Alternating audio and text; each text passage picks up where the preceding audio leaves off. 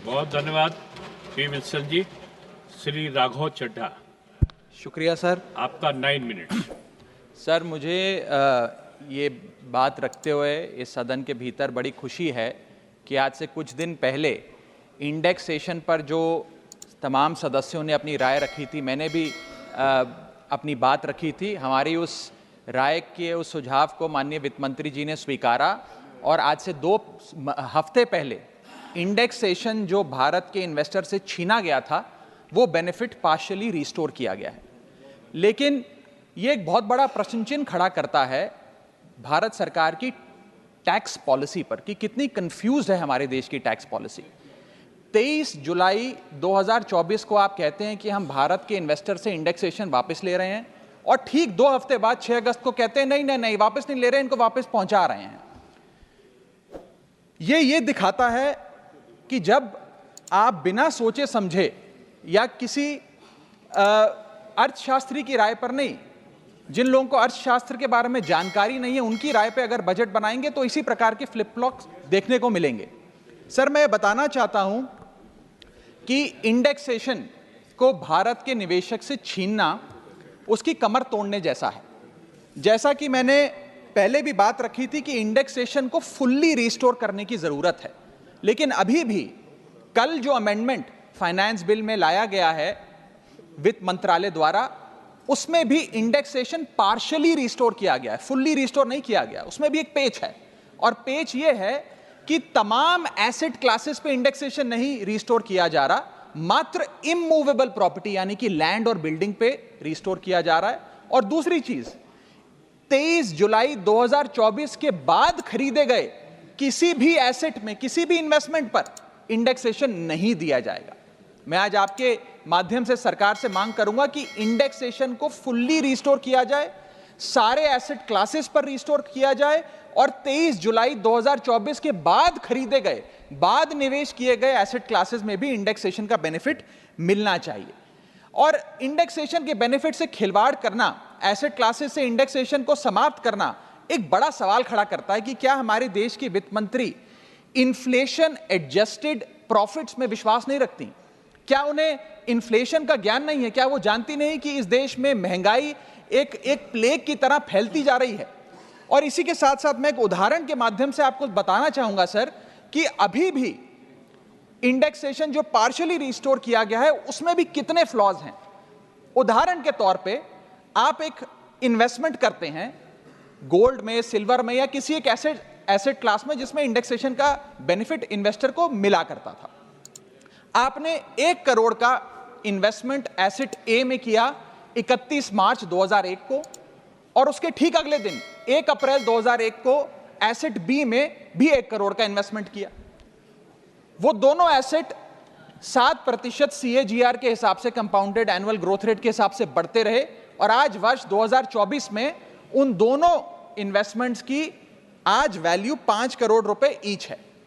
अब आप ये दोनों एसेट ए और एसेट बी बेचते हैं बाजार में वर्ष 2024 में और दोनों पे अलग अलग टैक्स आपको देना पड़ता है। ये मैं आपके सामने दर्शाना चाहता हूं। जब आप एसेट ए बेचते हैं जो आपने 31 मार्च 2001 को खरीदा, यानी कि 1 अप्रैल 2001 से पहले, तो आपको इंडेक्सेशन का फायदा मिलेगा। यानी कि आपका सेल प्राइस होगा 5 करोड़, आपका परचेस प्राइस है 1 करोड़, लेकिन इन्फ्लेशन एडजस्टेड परचेस प्राइस आपका 3 करोड़ 63 लाख माना जाएगा। यानी कि 5 करोड़ माइनस 3 करोड़ 63 लाख, आपका प्रॉफिट हुआ 1 करोड़ 37 लाख। उस 1 करोड़ 37 लाख पे 20% के हिसाब से आपको 27 लाख 40 हजार रुपए टैक्स देना पड़ेगा अगर आप एसेट ए बेचते हैं।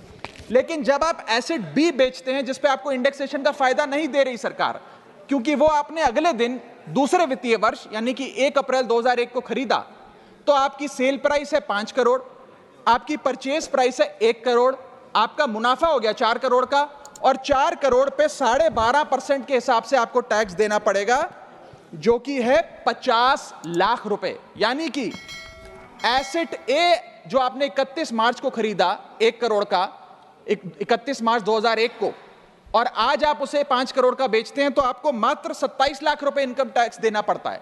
लेकिन जो अगले दिन आपने 1 करोड़ रुपए का निवेश किया 1 अप्रैल 2001 को और उसको 2024 में बेचते हैं तो उस पर 50 लाख रुपए का टैक्स देना पड़ता है। सिर्फ एक दिन के भीतर आपका टैक्स लायबिलिटी 27 लाख से बढ़कर 50 लाख हो जाती है। यह है इंडेक्सेशन का खेल। इसलिए मैं सरकार से अनुरोध करूंगा कि इंडेक्सेशन को सारे एसेट क्लासेस पे रिस्टोर करना चाहिए और कोई कट ऑफ डेट 23 जुलाई के पहले खरीदा गया एसेट और 23 जुलाई 2024 के बाद खरीदा गया एसेट, इस प्रकार की कट ऑफ डेट नहीं होनी चाहिए।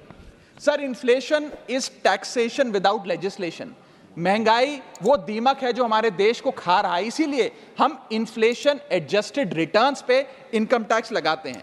और अगर हम ये सोच रहे हैं कि कल की जो अमेंडमेंट हुई इससे रियल एस्टेट मार्केट में को बड़ा उछाल आ जाएगा, तो ऐसा नहीं आने वाला। सर, आज हमारे होम बायर्स हो या इन्वेस्टर्स हो, वो रियल एस्टेट खरीदने से बचेंगे, क्योंकि 23 जुलाई 2024 के बाद खरीदा गया जो भी एसेट है उस पर तो इंडेक्सेशन मिलेगा नहीं।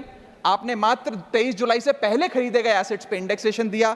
और इसी के साथ साथ एक बहुत बड़ी रीसेल मार्केट हिंदुस्तान में रियल एस्टेट की, क्योंकि हर व्यक्ति नया घर नहीं खरीद सकता, इसलिए रीसेल होती है।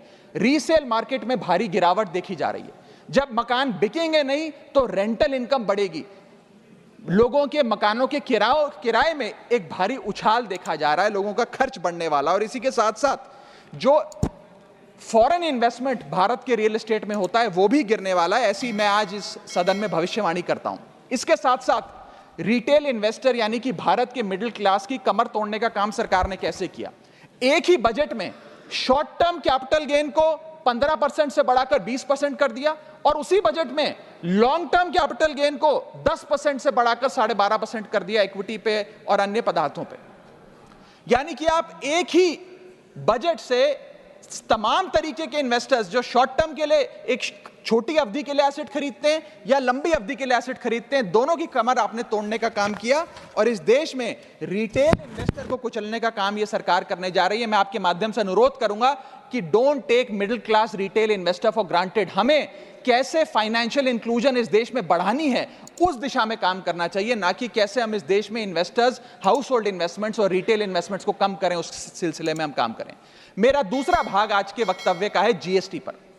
पहले तो मैं सरकार के मंत्री नितिन गडकरी जी का जो एक चिट्ठी सामने आई, उन्होंने अपनी सरकार के वित्त मंत्री को चिट्ठी लिखते हुए कहा कि लाइफ इंश्योरेंस और हेल्थ इंश्योरेंस पर जो 18% जीएसटी लगाया उसे वापस लिया जाए। मैं उनकी इस मांग का समर्थन करता हूं और सरकार से मांग करता हूं कि हेल्थ और लाइफ इंश्योरेंस पर कम से कम हम जीएसटी ना लगाएं। ये कोई लग्जरी गुड या लग्जरी प्रोडक्ट नहीं है। और मुझे ये बताते हुए खुशी है सर कि parliamentary standing committee on finance की आज से 6 महीने पहले रिपोर्ट आई थी, जिसका हिस्सा मैं भी था। मैं भी parliamentary standing committee on finance का सदस्य हूं, जिस समिति ने अपने पैरा नंबर 2.10 में साफ तौर पे सरकार से अनुरोध किया कि हेल्थ इंश्योरेंस और लाइफ इंश्योरेंस पर जीएसटी कम किया जाए, समाप्त किया जाए, ना लगाया जाए। मैं पढ़ के वो अंश आपको सुनाना चाहूंगा।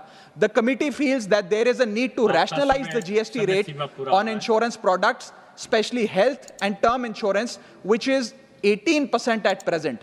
The high rate of GST results in a high premium burden which acts as a deterrent to getting in insurance policies. The committee, with a view to make insurance more affordable, recommends that GST rates applicable to health insurance products, particularly retail policies, etc., should be reduced. हमारा ये प्रयास होना चाहिए कि एक परिवार, sir बस समाप्त कर रहा हूं, अभी तो मेरा समय रह गया, 1-2 मिनट आप थोड़ा ज्यादा दे दीजिएगा तो सर कुछ फर्क नहीं पड़ेगा, मैं अपनी बात समाप्त कर लूंगा।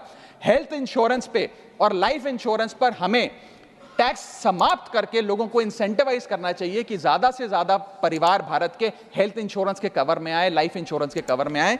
जो मैं सरकार से मांग करूंगा। और सर एक बड़ा इंपॉर्टेंट पहलू मैं आपके सामने हाईलाइट करना चाहूंगा। इस देश में इन्फ्लेशन पर भी जीएसटी लग रहा है। वो कैसे लग रहा है? एक प्रोडक्ट जो 100 रुपए का बिकता था उस पे 18% जीएसटी हुआ करता था।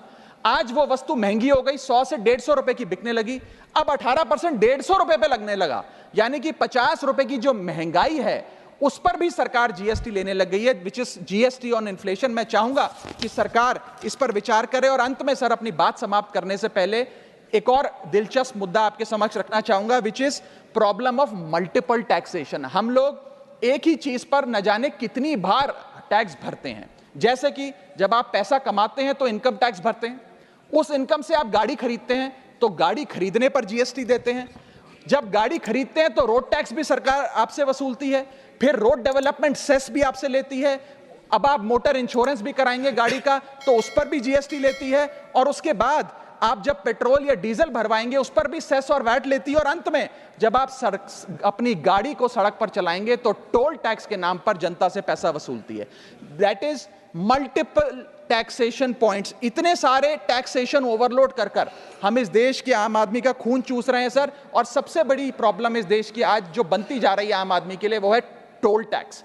सांसद और मंत्री को टोल टैक्स नहीं देना पड़ता, हमें छूट है टोल टैक्स से, लेकिन इस देश के आम आदमी को हर जगह टोल टैक्स देना पड़ता है। एक रिपोर्ट के मुताबिक हाईवे पे 2 रुपए प्रति किलोमीटर का टोल टैक्स इस देश के आम आदमी को भरना पड़ता है। और अंत में अपनी बात खत्म करूंगा मैं एक कविता सुनाकर, थोड़ा सा सर और इंडल्जेंस चाहूंगा। और इस टैक्स रिजीम के बारे में 4 पंक्तियां लिखी हैं सर, मैं आपके सामने पेश करना चाहूंगा। सरकार का एक सूत्री मिशन है टैक्स, सरकार का कमीशन है टैक्स। जगने पे टैक्स, सोने पर टैक्स, हंसने पर टैक्स, रोने पे टैक्स, खाने पे टैक्स, पीने पे टैक्स, बच्चों की पढ़ाई पे टैक्स, बुजुर्गों की दवाई पर टैक्स, फसलों की बुआई पे टैक्स, ट्रेन और यात्रा हवाई जहाज पर टैक्स, खरीदने पर टैक्स, बेचने पे टैक्स, फैलने पे टैक्स, समेटने पे टैक्स, सड़क पे टैक्स, आसमान पे टैक्स, गाड़ी पे टैक्स, मकान पे टैक्स, सपनों पर टैक्स, अरमान पे टैक्स, खुशी पर टैक्स, मुस्कान पर टैक्स, दिन रात की गाड़ी कमाई पर टैक्स, किताब पर टैक्स, सियाही पर टैक्स, सब्जी पर टैक्स, मिठाई पर टैक्स। सरकार जनता से वसूल रही है बीजेपी से दिल लगाई पर टैक्स। बहुत बहुत शुक्रिया।